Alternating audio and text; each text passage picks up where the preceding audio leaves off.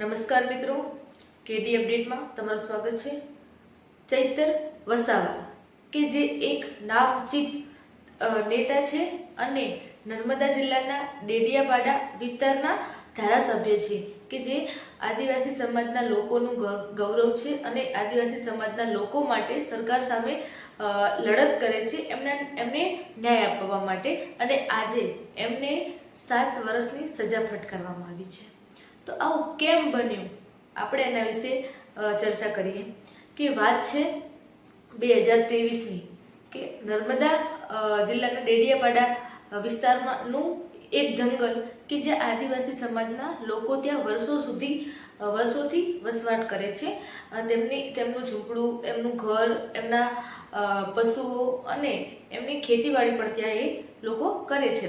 તો જ્યારે આ વન ફોરેસ્ટ એટલે કે ફોરેસ્ટ અધિકારીઓ ત્યાં આવ્યા અને એમની આ ખેતીવાડી બધી નષ્ટ કરી નાખી, ખેત પાક બધું નષ્ટ કરી નાખ્યો અને એમને આ જગ્યા ખાલી કરવાની વાત કહી કે તમે જલ્દી ને જલ્દી આ જગ્યા ખાલી કરી દો। અને જ્યારે આ વાત ચૈતર વસાવા સુધી પહોંચી તો એમણે વન અધિકારીઓને પોતાના ઘરે બોલાવ્યા અને સૂત્રો દ્વારા અમને એવી માહિતી મળી છે કે જ્યારે આ વન અધિકારીઓ ચૈતરભાઈ વસાવાના ઘરે પહોંચ્યા તો એમને લાત ને ઘૂસા, ગાળો ગલોચ અને 60,000 રૂપિયા પડાવવાની કોશિશ કરી અને 60,000 રૂપિયા એમની પાસેથી પડાવી લીધા। આ એક બેંકનું સ્ટેટમેન્ટ છે। તો એમને આ વાત ઉપરથી 7 વર્ષની સજા કરવામાં આવી છે અને એમની સાથે બીજા 8 આરોપી કે જેમાં એક જે ચૈતરભાઈ વસાવા એમની પત્ની છે કે એમને 2 પત્ની છે, એમાંથી એક પત્ની એમને પણ આ સજા ફટકારવામાં આવી છે।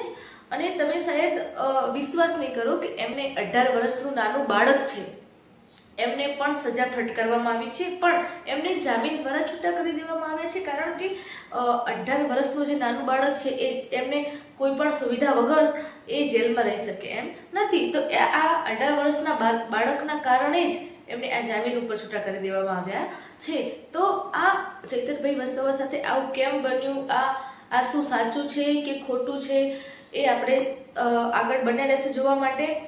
અને આવી નવી જે માહિતી હોય એ મેળવવા માટે અમારા કેડી અપડેટને તમે સબસ્ક્રાઈબ કરો, વિડીયોને શેર કરો અને વધારે શેર કરો કે જેથી અમે આવી માહિતી તમારા સુધી પહોંચાડી શકીએ।